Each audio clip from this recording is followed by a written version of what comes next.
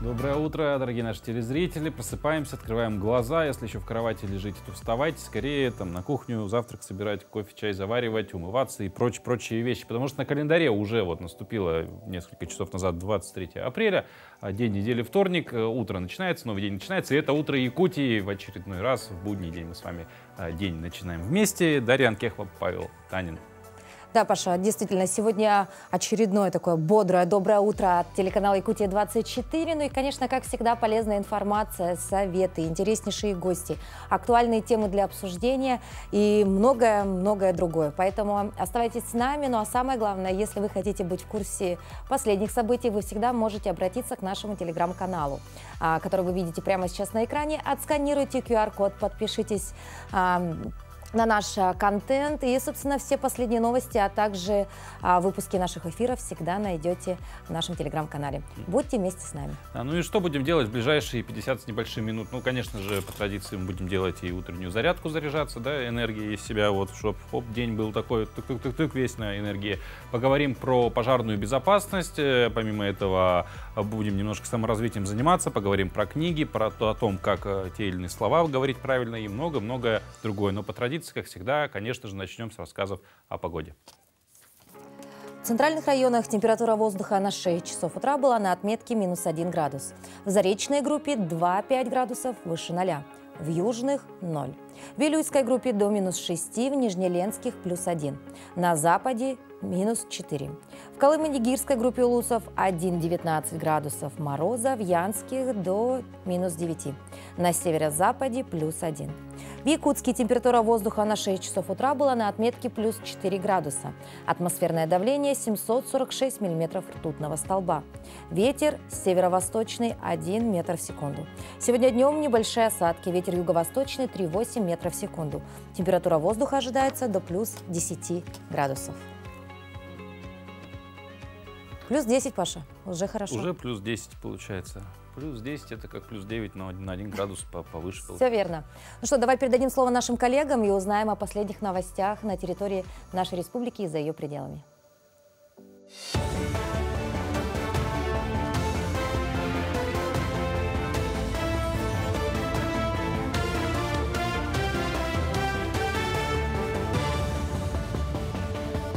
Доброе утро. Коротко о самых заметных событиях к этому часу.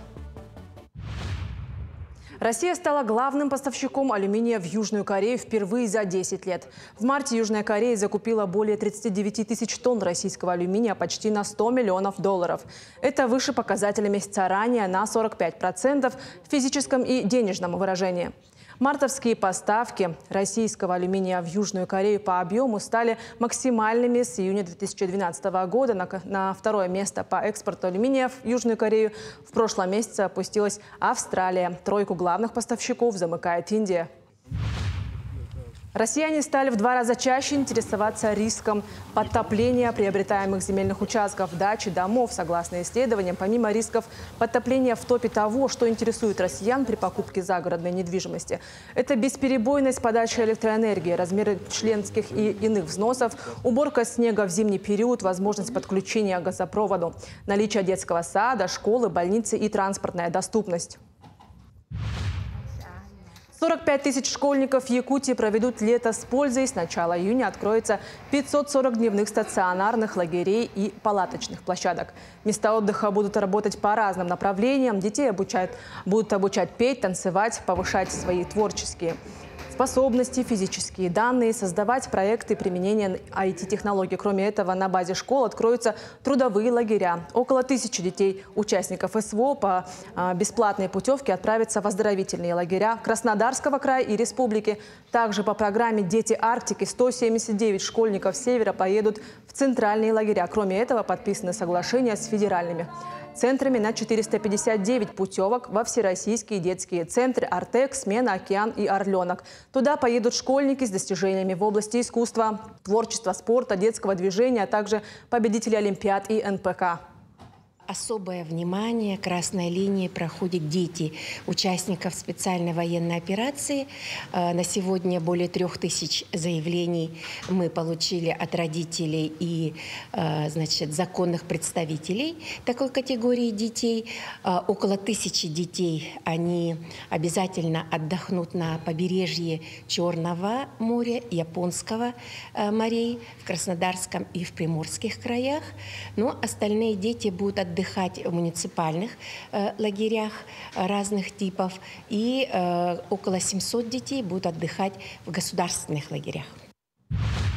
Сегодня отмечается Всемирный день книги и авторского права. В этот день в 1616 году ушли из жизни Мигель Сервантес, Уильям Шекспир и Инка Гарсиала де ла Вега. Эта дата также день рождения или смерти таких известных авторов, как Марис Дрюон, Хальдаур Лакнес и других. В 1995 году в Париже Генеральная конференция ЮНЕСКО решила отдать в этот день дань уважения книгам и авторам, призывая всех, и особенно молодежь, находить удовольствие в чтении и уважать неизменимый вклад тех, кто содействовал социальному и культурному прогрессу человечества.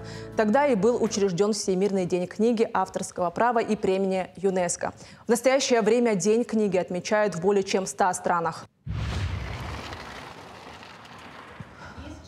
Амгинская центральная библиотека присоединилась к ежегодной всероссийской акции «Библия-ночь-2024». Читатели и гости села приняли активное участие в насыщенной программе. Так была организована выставка продажи якутских национальных платьев, продажа рассад, цветов и семян, презентация, дегустация амгинского чая и различные мастер-классы. Для молодежи прошла квиз-игра «Один день в библиотеке». Также прошли соревнования среди читающих семей. В завершении праздника состоялся показ якутского кинофильма «Не храните меня без Ивана».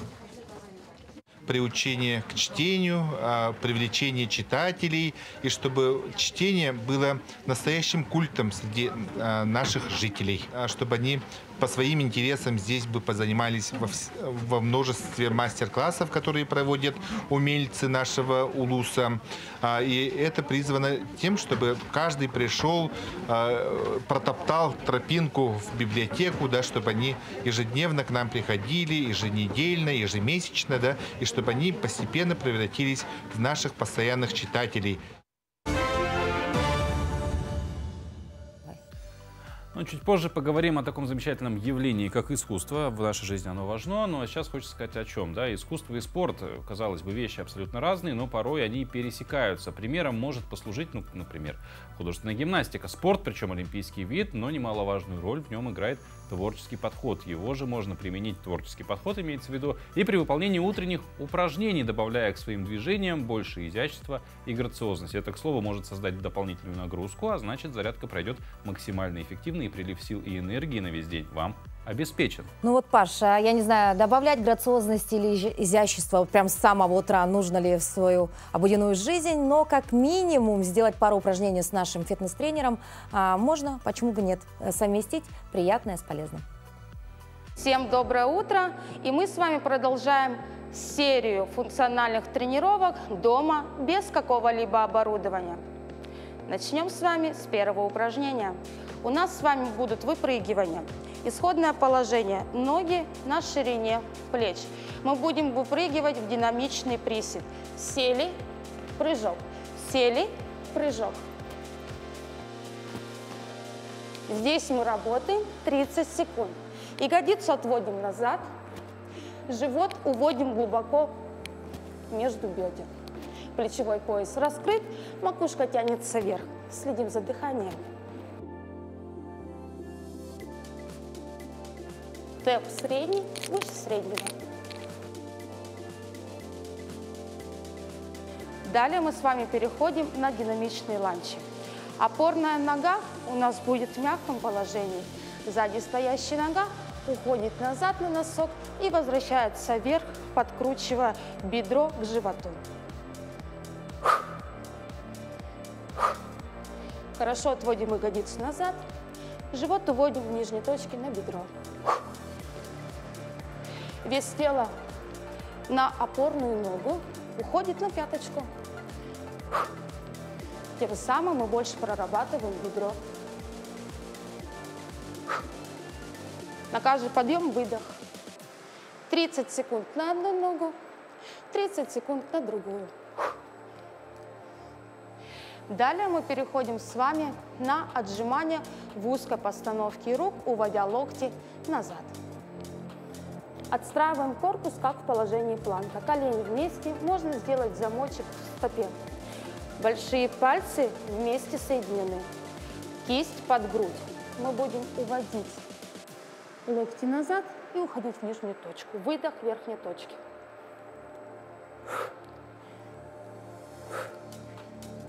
Выдох.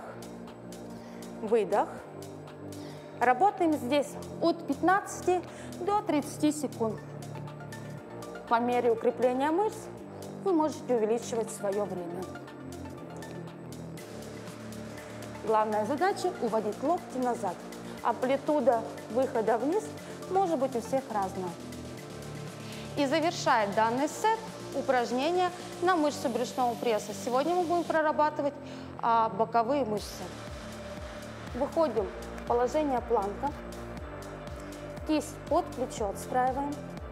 Далее уводим себя на локоть, поворачиваем и вытягиваем руку вверх. И делаем амплитудный поворот назад, уводя руку под корпус. Выдох, выдох, выдох. Работаем от 20 до 30 секунд. Если вам сложно работать с двух ног, вы можете увести нижнюю ногу на бедро и продолжать скручивание.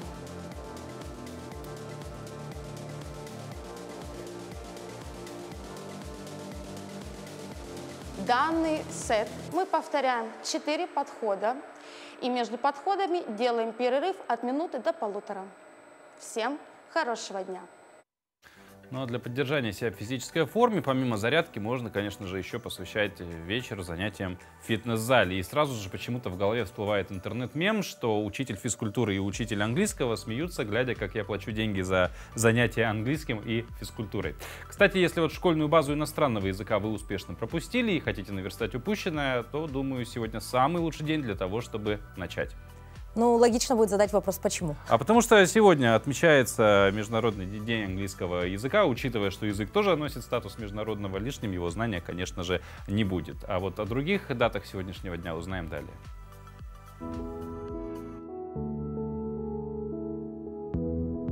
На календаре 23 апреля. Сегодня Всемирный день книги и авторского права, Всемирный день настольного тенниса и День английского языка. По народному календарю Терентий Марьевный. На Руси считали, что солнце в этот день должно показываться в мареве, то есть в тумане. Отсюда появилось и прозвище святого Терентия. Если солнце при восходе было окружено дымкой, то год обещал быть хлебородным. А если небо оказалось ясным, крестьяне считали, что придется поле перепахивать. Этот день в истории. В 1836 году в Петербурге вышел первый номер журнала «Современник». В 1857 году император Александр II утвердил государственный герб России – двуглавого орла. В 1907 году Джек Лондон отправился в плавание вокруг света. В 1908 году в Москве началось одно из самых больших наводнений в истории города. В 1951 году учрежден Олимпийский комитет Советского Союза. В этот день родились Уильям Шекспир, английский драматург, поэт; Макс Планк, немецкий физик, основатель квантовой теории, нобелевский лауреат; Глеб Скороходов, советский российский писатель, телеведущий, заслуженный деятель искусств России; Лев Прыгунов, советский российский актер театра и кино, художник, народный артист России. Именины сегодня отмечают Александр, Григорий, Дмитрий, Максим, Терентий, Федор и Яков. С 11 по 28 апреля в Центре культуры и современного искусства имени Юрия Гагарина проходит персональная выставка «Моя Якутия» живописца, члена Союза художников России Ирины Микмяновой. И сегодня она гость нашей студии. Ирина Афанасьевна, доброе утро. Доброе утро. Ну, с самого, вопрос в лоб, как говорится. О выставке расскажите, о чем она вообще, как собралась? Моя выставка «Путешественница», она была в очень многих городах.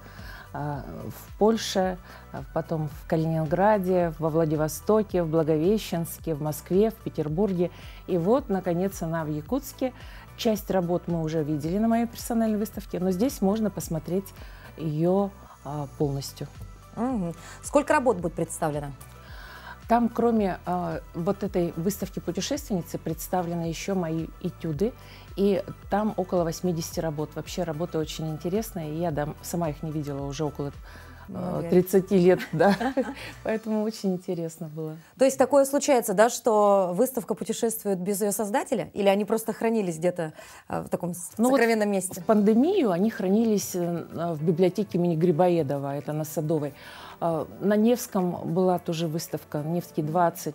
В общем, объездила. Иногда бывает, что выставка путешествует больше, чем ее создатель. И вот в Благовещенск она ездила без меня. А так везде я побывала и даю мастер-классы, встречи со зрителями у нас. Так что сегодня тоже будет, приглашаю, с 12 часов. Ну, судя по названию «Моя Якутия», выставка состоит из работ, посвященных непосредственно нашей республике, но в целом поподробнее, какие работы там представлены? Там есть этюды, которые я писала еще будучи совсем молодым художником, и они поражают своей профессиональностью. Я смотрю на них и думаю, неужели это я сделала? Это так здорово. И поэтому я приглашаю порадоваться вместе со мной и посмотреть на них. Ну, а вообще, в целом, да, вот мы сейчас видим некоторые из ваших работ, да, конечно, ну, наверное, такой очень стандартный вопрос для любого художника, да, вот что вас вдохновляет на создание подобных работ? Ну, конечно же, природа, люди, с которыми я встречаюсь. Здесь вот мы видим открытие, которое было 17-го, и выставку продлили до 30 апреля, так что она будет. А будет ли возможность у посетителей пообщаться с вами лично? Конечно, у нас 23-го сегодня, 24-го и 26-го будут мастер-классы, поэтому можно звонить и записываться. То есть лично с вами, да? Да. Можно будет сесть и попробовать себя, да? Конечно. У меня сегодня тема «Национальные якутские игрушки из бересты». Мы, конечно, будем их делать не из бересты, а из бумаги, но это все равно очень интересно. Приглашаю. Каждый день, вот вы 3 даты назвали, да? Сегодня, 24 и 26 мастер-классы, все по разным темам пройдут? Да, все будут по разным на разные темы. И 26-го я только с утра буду, а 23-го и 24-го полный день. Здорово. То есть, а мы все-таки давайте поговорим о возрасте, да? Эта выставка все-таки для людей старшего поколения или школьного возраста? 0+. 0+. И мастер-классы тоже? Ну, мастер-классы, конечно, для мам тогда будут, да, если будет 0. Но с 3 лет вполне очень даже люди уже владеют ножницами и бумагой. Мы вырезаем животных из бумаги. Очень красивые такие хорошие игрушки у нас получаются, и ими еще можно играть и с ними разговаривать. Ну вот говоря, так, связь, да, так сказать, может быть, за уши притянутый вопрос, да, мастер-класс, как бы все равно делиться своим мастерством, и говоря про именно художественное, да, и про изобразительное искусство, что бы вы могли посоветовать, наверное, вот юным художникам, которых, ну, тоже не так уж и мало, да, они что-то творят и хотят, чтобы их творчество было замечено, увидено и пользовалось спросом? Самое главное — не оставлять свою мечту и стремиться к ней, потому что, оказывается, очень многие молодые люди, начиная лет с 10, уже определяются с профессией. И вот было бы неплохо, конечно, чтобы у вас была школа, какой-то наставник, потому что с наставником и в школе гораздо лучше овладеваются знания.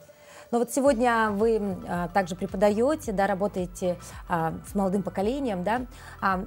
Поменялось ли немножечко, вот, возможно, мировоззрение у юных художников, да? Сейчас они раньше открывают себе таланты или все-таки раньше было, наверное, может, время другое и как-то творчество приходило прям совсем в юном возрасте? И опять же я бы дополнил, да, что вопрос вот этого оставаться верным своей мечте, потому что, ну, сейчас как бы люди до конца замечтают, потому что раньше, мне кажется, все равно как-то бытовое оно больше побеждало, и люди как-то более... То есть современные дети сегодня какие увлеченные?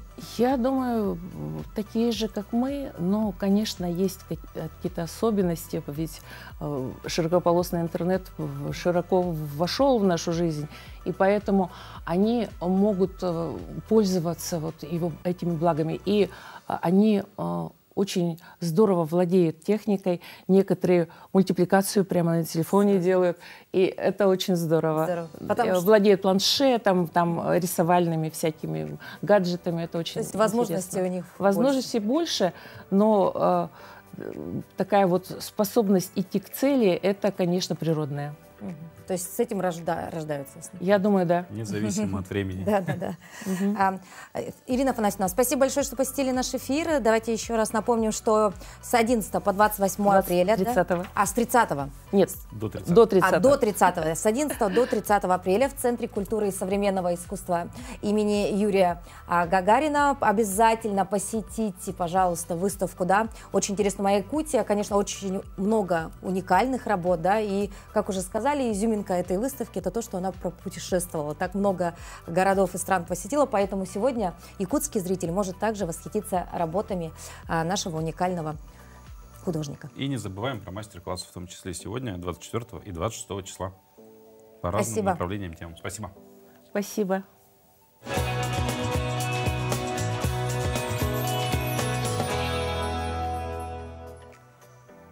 Ну а тем временем, Паш, лето-то не за горами. Да, безусловно, но вместе с ним во многие регионы страны приходит, что пожароопасная обстановка. Но огонь страшен не только лесными пожарами, как мы понимаем, возгорание — это опасность, которая может настигнуть абсолютно в любом месте, в любое время, особенно если не предупреждать это возгорание и пренебрегать правилами противопожарной безопасности. Чтобы этого не допустить, формированием общественного сознания по профилактике пожаров занимается Всероссийское добровольное пожарное общество. О тонкостях работы республиканского отделения общества узнаем далее. Главной целью деятельности Якутского республиканского отделения Всероссийского добровольного пожарного общества является общественно полезная и социально значимая работа в сфере пожарной безопасности и защиты от чрезвычайных ситуаций на территории Республики Саха-Якутия. Внутри организации есть отдел организационно-массовых мероприятий, который ведет работу с юными жителями республики.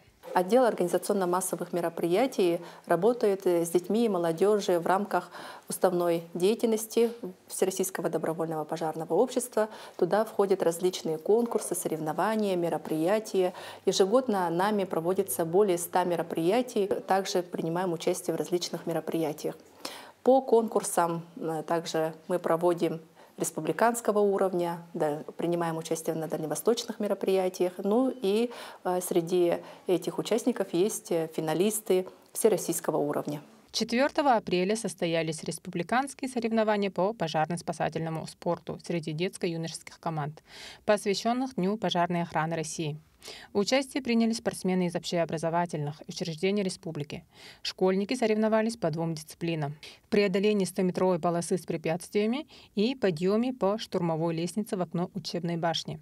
Помимо этого проводится ежегодная выставка на тему противопожарной безопасности. Дети активно участвуют и отправляют свои работы. Сейчас мы находимся на детской выставке, которая посвящена профилактике пожаров. Это у нас проводится ежегодный конкурс, который называется «Неопалимая купина».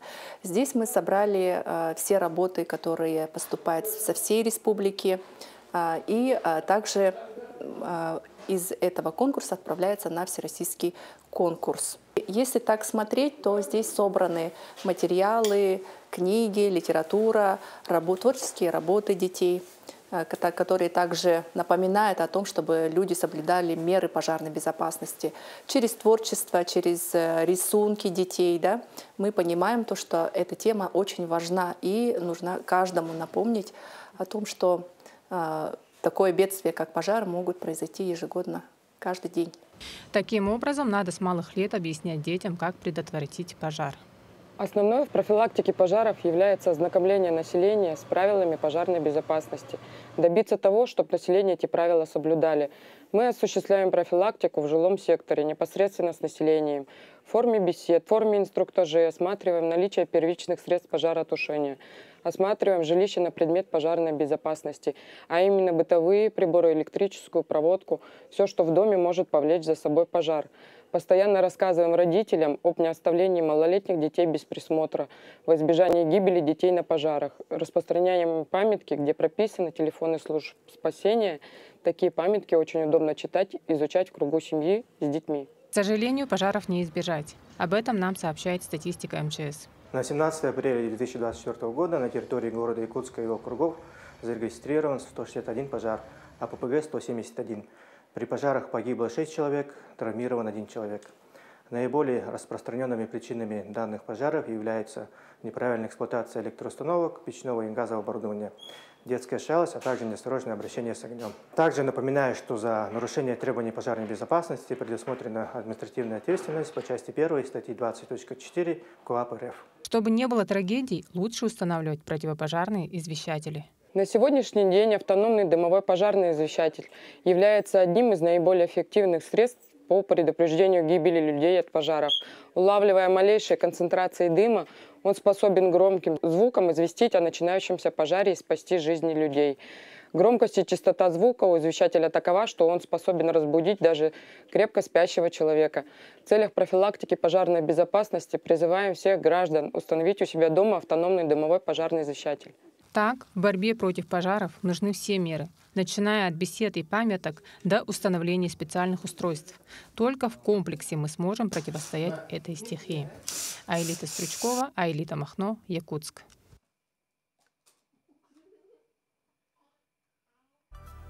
И сегодня мы пригласили на наш утренний эфир начальника отдела организационно-массовых мероприятий Якутского республиканского отделения Общероссийской общественной организации «Всероссийское добровольное пожарное общество» Юлию Идрихинскую. Юлия, доброе утро. Доброе утро. Ну вот мы сейчас посмотрели и сюжет с вашим участием, замечательно затронули тему и выставки в части, да, противопожарной безопасности. Кто вообще, хотели бы узнать, а кто в этих выставках участвует?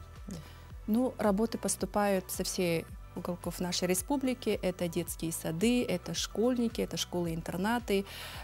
И цель этой выставки — это пропаганда, агитация, привлечение внимания через творчество детей, да, к этой проблеме. И вот эти работы не только выступают как на одном месте, как выставка, но она и, получается, бывает как переходящие, так скажем, да. И также эти макеты выступают в качестве агитационного и наглядного материала при проведении мероприятий для детей. Прям несколько функций. Такая профилактическая больше работа, да? Да. А Юлия Юрьевна, необходимо отметить, что вы общественная организация, да, но напрямую работаете с госорганами. А вот какие работы вы проделываете и что вы, собственно, самое главное, выявляете? Значит, мы с ними совместно работаем по соглашению, по сотрудничеству, по договору, да, ну и при исполнении плана мероприятий совместная наша деятельность — это рейды по жилым домам, да. Проводим консультационную работу, беседы, профилактику, и также можем сделать так, что когда смотрим то, что дом не оснащен, ну, можем сделать благотворительную помощь в качестве инвентарей. Это автономный домовой противопожарный извещатель и предоставлением огнетушителя, ну, так скажем, чтобы их обезопасить, жителей. Это могут быть социальные, многодетные семьи, ветераны. То есть можно подать заявку, да, и попросить? Да. Да. А вот говоря про рейды, да, то есть есть ли там разница от типа жилфонда, то есть это в основном рейды по деревянному жилфонду, да, у ИЖС сейчас очень много, да, индивидуального жилищного строительства, или, допустим, многоквартирные дома тоже учитываются? Ну, в том числе мы обходим, это бывает операция жилища, и в рамках вот этой операции мы посещаем те и те дома. Ага. Ну вот после рейдов, вот вы уже сказали, да, что вы, в принципе, какие-то рекомендации даете, в некоторых случаях можете даже там помощь оказать в части противопожарного инвентаря. Помимо этого еще какая-то работа после рейдов проводится, ну именно вот в части там выявленных, допустим, недостатков противопожарной безопасности? Ну, наша организация не может провести контролирующий какой-то мероприятие, мы просто проводим профилактику, ну и советуем, рекомендуем. Только в рамках этого. Ну, раз уж вы не коммерческая организация, да, вы, наверное, принимаете участие в различных грантах, да? Вот, может быть, здесь расскажете о своем опыте. Да, ну, профилактика может быть разная, ну и стараемся как-то сделать так, чтобы было интереснее, быть полезным обществу в первом случае. И наши проекты, это в 2018-2019 год, создали в рамках проекта была сельская пожарная академия, пожарная академия, где это был образовательный центр. И в городе Якутске мы обучили 1500 школьников по теме пожарной безопасности, создали мероприятия и потом провели слет с наградными призами и так далее, чтобы поощрить детей, знания детей. После этого 20-21 года в Хангаласском районе был реализован проект «Села без пожаров», где 10 отдаленных населенных пунктов были оснащены инвентарями, обучены. Это добровольная пожарная команда, это дружина добровольная и в составе школьников по окарауливанию населенного пункта, как можно сделать профилактику. И это было, когда было очень много лесных пожаров. И эта тема попала в точку, так скажем. Да. Потом, в 2021-2022 года мы сделали проект, продолжили первый проект.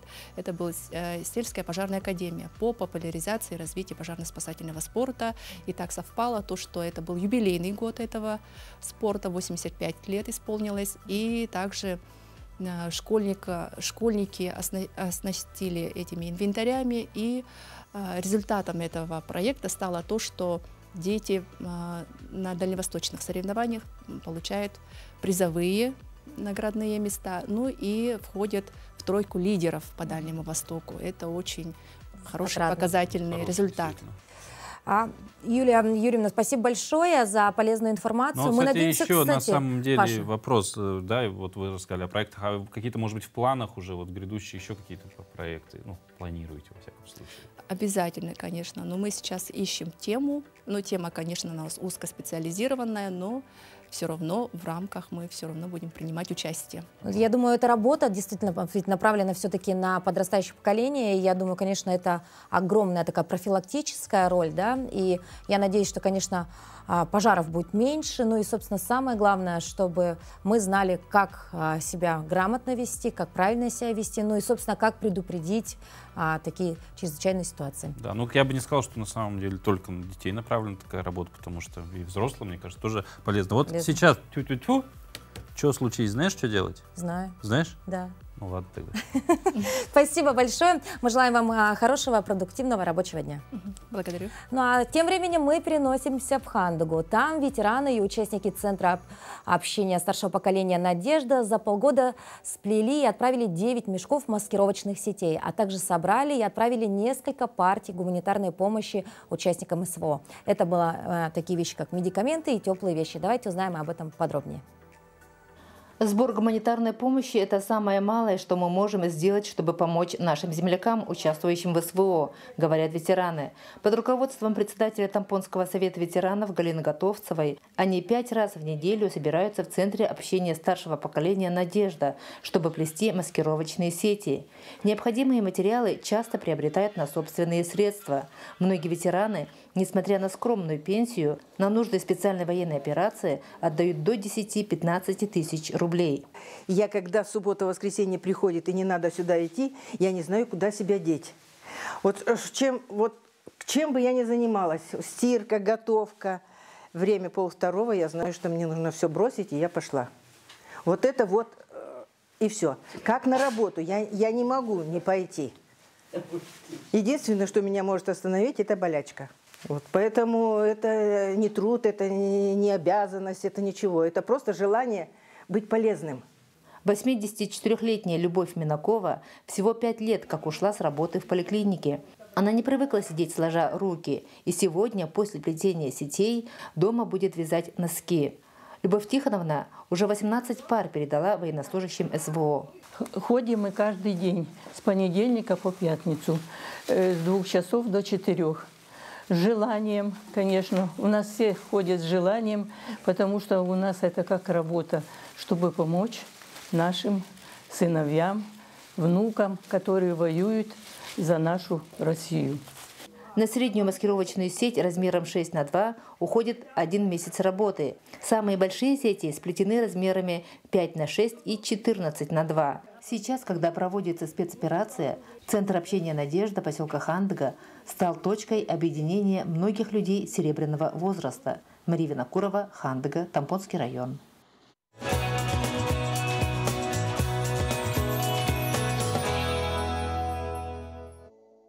Паш, ну давай перейдем уже к таким очень интересным повседневным темам, ну, допустим, чтению. Да, можно, конечно. Потому что многие из книг, да, ну, книги же разные бывают. Многие отправляют нас в увлекательное путешествие по фантастическим мирам, другие, например, отражают переживания настоящего и несут какую-то философскую мысль через призму незаурядной истории.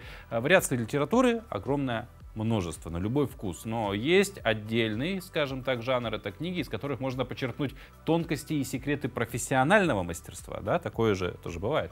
И вот одна из таких книг завалялась на нашей книжной полке, и наши друзья из Национальной библиотеки о ней хотят рассказать.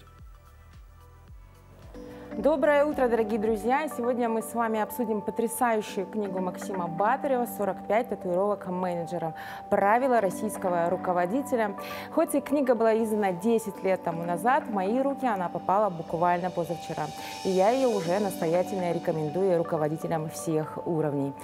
Уже успешным или не очень. Почему? Потому что книга написана профессионалом, человек, который систематизировал и показал свой путь к успеху. Если все понятно, кому она адресована, то давайте разберемся, чем же она все-таки полезна. Первая книга читается легко, на одном дыхании, а информация из нее усваивается как белок из спортпита. Второе. Все советы жизненные и хорошо, легко адаптируются, применяются практически во всех областях менеджмента. Информация, которая представлена в этой книге, охватывает основные области менеджмента от создания внутренней культуры подразделения до реакции на кризисные изменения рынка. И четвертое, в этой книге только практика и опыт в реалиях современной России. Читая эту книгу, после каждой прочтенной главы я выписывала в блокноты самые интересные и ценные советы автора, сравнивая их со своим жизненным опытом.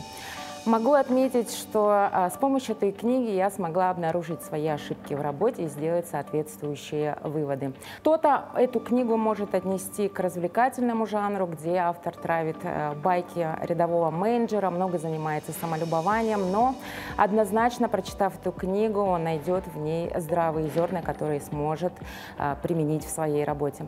Ну а я, пожалуй, дополнительно приобрету эту книгу в свою личную библиотеку для того, чтобы положить ее на рабочий стол как памятку, для того, чтобы время от времени к ней возвращаться. Ну а вам, друзья мои, желаю приятного и полезного чтения. Как здорово, что у нас есть такая постоянная рубрика, и действительно зрители любят ее, потому что библиотеки сегодня, они вновь, как будто, знаешь, второе дыхание обрели, и люди стали вновь обращаться к печатным изданиям, потому что все-таки прелесть книги, запаха бумаги, да, и вообще содержание, собственно, в первую очередь, да, это, конечно, не... Просто, ну, на самом деле, я бы не связывал библиотеки современные, тем более вот с запахом книги, бумаги и так далее. Просто библиотека — это все-таки кладезь чего? Информация и знания. Правильно, информация и знания — это самое дорогое вообще, что может быть в жизни, потому что самый дорогой товар — информация — это общепризнано. Поэтому неудивительно, что в информационный век кладезь информации, он как-то преобразился и вновь на пике вот востребованности. Да. Ну и раз наши друзья из Национальной библиотеки заговорили о пособии хорошего руководителя, стоит добавить, что такая работа предполагает частое общение с людьми. И, наверное, мы не ошибемся, если скажем, что больше чем наполовину работы руководителя связана в первую очередь, конечно же, с коммуникацией. А чтобы в беседе чувствовать себя на коне, хочется, чтобы и речь была ваша идеальна. Да, но в мире ничего идеального нет, а вот стремиться к хорошему, конечно же, стоит. И чтобы улучшить вашу речь, на помощь придет наша рубрика «Говорим правильно». Доброе утро, дорогие телезрители! Сегодня мы поговорим о нормах. Нормы, как известно, вещь серьезная. Но почему-то она, норма, постоянно нарушается. Обычно вот у нарушения нормы есть какие-то объяснения, причины. Например, в русском литературном языке нет слова «ихний». Всем известно, что такие слова, как «их», «его», «ее» – это притяжательные местоимения третьего лица, не изменяются по падежам, то есть являются неизменяемыми словами. Но однако в русском разговорном языке, в живой русской повседневной речи мы часто встречаем слово «ихний», а еще его братьев – «ейный», и еще есть «еённый» и даже «евонный». Откуда же взялись эти слова? На этот вопрос поможет ответить история русского языка. Дело в том, что эти слова были зафиксированы в русском языке еще в XVI веке. Они возникли как заделка, скажем, такой грамматической дырки, пустоты. Дело в том, что притяжательные местоимения первого лица имеют свои формы. Мой, наш. Второго лица тоже имеют. Это твой и ваш. А у третьего лица этих форм нет. Поэтому изобретательный народ придумал такие слова, как ихный, ейный и евонный. У этих слов были все возможности стать литературными. Уже в XVIII веке в русской грамматике они получают помету просторечный. И с тех пор с этой пометой и живут в русском литературном языке. Если вы пропустили какой-то выпуск нашей рубрики «Давайте говорить правильно», ничего страшного. Мы с вами можем встретиться в телеграм-канале «Утро Якутии». Давайте говорить правильно. Всего доброго! Ну вот все-таки, да, столько всегда нюансов есть в нашей речи, которых мы не знаем порой. Ну и, собственно, утренний эфир наш вам в помощь, так сказать, да, потому что есть хорошие у нас рубрики постоянные, которые, может быть, не научат многому, но как минимум задуматься о произношении, о, допустим, каком-нибудь историческом факте они дадут. Ну, то есть можно за чашечкой чая обсудить это с близкими, родными. На самом деле я бы не согласился, что, может быть, не научиться, потому что утро-то самое, ну, считается самое лучшее время, когда человек впитывает информацию, прямо вот он ее натурально может впитать. Поэтому смотрите наши эфиры каждое утро, новое узнавайте, оно обязательно у вас в голове осядет и с вами останется до конца дней. Ну, а сейчас мы передаем слово нашим коллегам из новостной службы.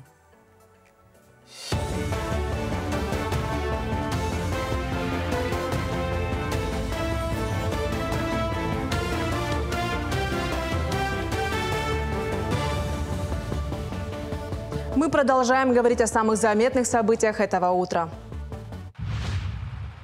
Путин поручил разработать дополнительные меры поддержки аграриев. Кабмин должен будет рассмотреть вопрос увеличения объема финансирования мероприятий по льготному инвестиционному кредитованию сельхозхозяйственных товаропроизводителей. Кроме того, правительство изучит возможность расширения поддержки субъектов малого предпринимательства, строительства объектов для переработки и хранения сельхозхозяйственной продукции и развития инфраструктуры для ее экспорта.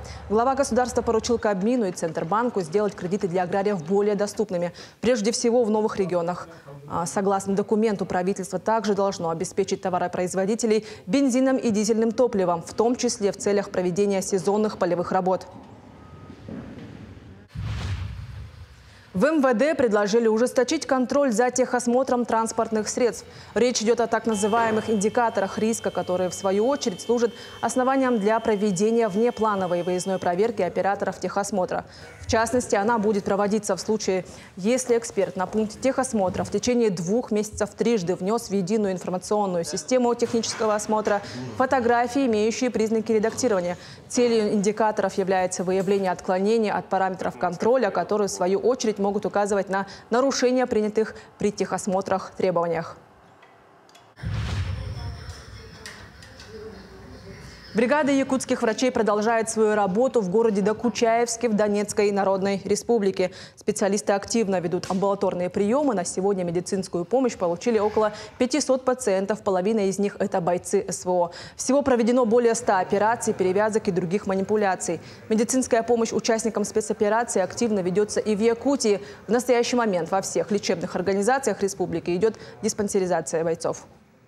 В настоящий момент медицинская помощь оказана 1635 участникам. Из них медицинскую реабилитацию прошли 189 участников. Как уже говорилось, 6 апреля текущего года запущена диспансеризация участников специальной военной операции. Мероприятие проводят все медицинские организации первичного звена республики каждую субботу недели. Всего на текущую дату прошли профилактические мероприятия 36 участников специальной военной операции. Получить лицензию на охоту теперь можно электронным способом через единый портал сайта государственных услуг. По этому вопросу в Усялданском районе специалисты государственного экологического надзора дают консультации. Также по просьбам жителей помогают в составлении заявлений через сайт. Отметим, что в Усялданском улусе охотиться на дичь с помощью подсадной утки можно с 25 апреля по 10 июня. До конца этого года планируем провести прием заявок не менее 60% от общего числа входящих заявлений для охотничьих угодий, общедоступных охотничьих угодий. На этом все. Хорошего дня и оставайтесь на нашем телеканале. Ну, уже через пару дней в эфире нашей программы мы вновь будем узнавать о новых кинопремьерах, которые, может быть, посмотреть. Ну а сегодня хотелось бы затронуть тему нашего якутского кино. В последнее время оно набирает очень большие успехи, уже несколько лет, в принципе, да, гудит по всей стране, и не только стране, даже за ее пределы выходит. Безусловно, это радует, хочется вообще узнать о феномене якутского кино. И у нас в гостях киновед, журналист и публицист Альбина Данилова. Доброе утро. Доброе утро. Вот. Ну и сразу вопрос такой, да, как вот, по вашему мнению, да, за счет чего и как удалось якутскому кино вот такой прям успех такой. Действительно, это же успех, я по-другому назвать это не могу. Как удалось его достичь? Ну, я всегда на этот вопрос отвечаю. Это, прежде всего, надо оглянуться назад и понять, что это все-таки выстраданная история. Это история наших кинематографистов, которые шли к этому успеху годами. Не будем вдаваться в детали, вы прекрасно знаете, и зрители знают, как продвигалось, как развивалось кино. Ну, а то, что бум-бум, я скажу словами одного известного критика, который сказал, что Якутия – это вообще кинематографическая зона, страна. В стране территория, где чуть ли не каждый человек мыслит кинематографически. Он рисует реальность, он ее воображает, он ее представляет. Поэтому у нас все население делится на тех, кто делает кино, и на тех, кто его смотрит. Ну, конечно, после успешных итогов года минувшего, да, последовало много ярких таких кинопремьер. Одна из них – это фильм Михаила Лукачевского «Там, где танцуют стерхи». Да? Если не ошибаемся, то это гран-при Международного кинофестиваля «Золотой ворон», который недавно прошел в Анадыре. Да? Вот какие вообще тенденции и закономерности вы лично наблюдаете в нынешнем процессе развития киноискусства? Ну, прежде всего, давайте поздравим команду Михаила Лукачевского с такой замечательной победой, громкой, возможно, для них неожиданной. Гран-при. По-моему, в Анадыре гран-при еще наши кинематографисты не получали. Ну, были отмечены спецпризами. Эта победа была, мне кажется, опять-таки, режиссер к ней шел годами. И мне очень приятно, что мечта его исполнилась, потому что я помню, лет 8 назад я брала у него интервью о его замыслах. И он рассказывал о своих замыслах, там были еще какие-то другие сюжеты, но он рассказывал о стерхах очень долго. И я думала, что за фильм, о каком Иване Дичковском он говорит. Ну, и он говорит, я мечтаю, и я это сделаю когда-нибудь, но у меня сейчас не получается. И вы знаете, вот очень приятно. И причем получилось с такой отличной командой, замечательной. Мы вчера были на закрытом пресс-показе, там яблоку негде было упасть. Настолько были восторжены отзывы у зрителей. И не буду вдаваться, так сказать, в сюжет, многие об этом знают. Вы знаете, каждый зритель уходил оттуда с чувством такой утонченной нежности.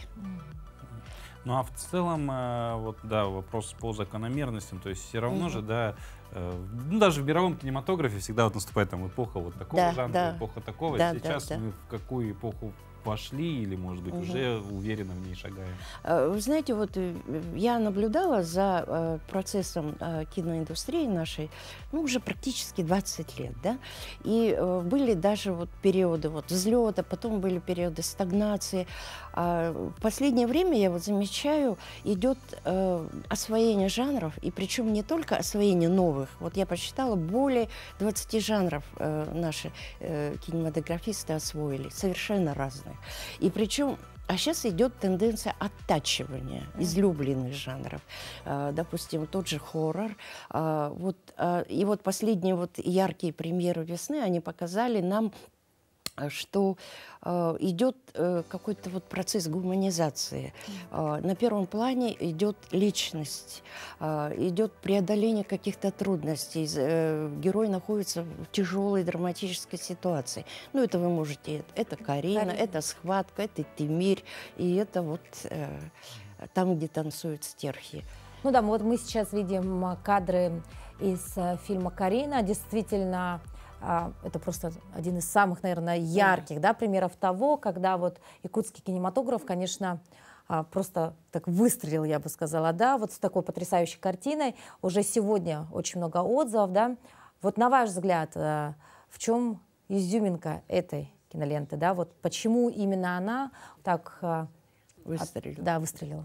Но опять-таки не забывайте о том, что это великолепный продюсерский проект Марианы Сеган, которая его воплощала в жизнь не один год и не два, уже замышляла давно и выстраданы, опять-таки, и на реальной истории. Вот у нас народ очень любит реальные истории. Вот по части сторителлинга, вот как говорится, и зрители даже, которые подсказывают и хотят, они же режиссерам практически подсказывают, они хотят увидеть на экране эту историю, представить, как это вот героиня, эта девочка, как она могла 12 суток выжить в этой тайге. Нам хочется деталей, хочется вот это прочувствовать. И зритель вот шел, вот я валом, да, понимаете? Да. И, ну, я-то насмотренный зритель, и поэтому я сравнивала все-таки... Это не сколько художественный фильм, а сколько доброкачественная, вот добрая, хорошая реконструкция реальных событий. У нас народ любит честно разговаривать и честно воспринимать то, что происходит на экране. И вот сравнивают, кстати, с фильмом Афонии Николаева, документальный, там оказывается один в один практически. Даже тот же кустик, где сидела Карина, ну, он же как будто вот просто клон. И я просто поразилась. Это настолько трепетно кинодеятели, как сказать, команда так отнеслась вообще к каждому кадру, к каждому эпизоду. Ну, не все картины, да, и вот добиваются такого успеха. Давайте поговорим о фильме «Айта», да, ну, в частности, о высказывании, да, Никиты Михалкова, да, ну и, собственно, почему его запретили, да, этот фильм. Вот здесь, как вы думаете, что произошло и почему такие ситуации как происходят? Относитесь, в принципе, к высказыванию, да, Михалкова, да, потому что фигура в кинематографе российской не последняя. Да, не последняя. Вы знаете, я не удивилась. Когда я прочитала, в принципе, у меня даже бровь не взлетела. Потому что от Никиты Сергеевича, в принципе, мы все его знаем, этого и следовало ожидать такой реакции. Мы знаем, что он патриот, всея Руси, и просто удивилась только тому факту, он что, этот фильм видел только вчера? И почему именно сейчас именно эта информация вот такой эскападой выплыла? И у меня больше вопросов не к Никите Михалкову, а больше к СМИ. Именно порталу News.ru. Ведь речь шла о том, что ведь как бы они вырвали из контекста. Речь шла на брифинге, рабочая такая дискуссия о том, что фильмы запрещают. И он вспомнил эпизод, когда «Сибирский цирюльник» в Америке просто зарубили, и он не прокатывался там. Конечно, там, может, и обида была. Он приводил какие-то аргументы Кевина Кёстнера, несущественные. И именно по этому принципу он отнесся к нашей Айте. Это раз. Но он имеет на это право полное, но у меня претензия к СМИ в том плане, что они вырвали, взяли этот момент. Они не говорили о том, что запрещенный фильм «Ограбление в казино» Брэд Питта. Об этом тоже шла речь. Это было рабочее как бы совещание, и вдруг это они упаковывают в такую, как бы пост такой сенсационный, который разлетается по всей стране. И просто в этом плане, мне кажется, надо зрителям быть как-то более тщательнее, более пристальнее присматриваться. Если зажигаются посты, да, то это значит кому-то нужно. Кому-то надо, не просто так, да? Да. Ну и поговорим давайте о кадрах, да, вот, собственно, картина не может быть без потрясающего состава, да, актерского. На ваш взгляд, сегодня наши актеры не хватает или их достаточно, и это достаточно яркие звезды? Да, вот... Да, часто говорят, что нам не хватает сценаристов. Но, слава богу, режиссеры уже как бы освоили это ремесло и осваивают, и как универсалы по части истории, как сказать, им стоит еще позавидовать. Так? А не хватает, да, специалистов второго плана, бутафоров, реквизиторов. Не хватает, прежде всего, критиков. Вот я хотела бы обратить внимание, не так давно вышла книга Владимира Кочаряна «Якутское кино. Путь самоопределения». Вот это и есть настоящая публицистика, критика, которая собрана воедино. Вот посмотрите, почитайте эту книгу, а тем более она попала уже в продажу в Старбуксе. Ну, спасибо большое за эту интересную беседу. Что ж, пожелаем и вам, и себе, и всем нашим зрителям еще больше хорошего кино, еще больше хорошего якутского кино и, конечно же, громких новинок нашего кинематографа. Спасибо вам.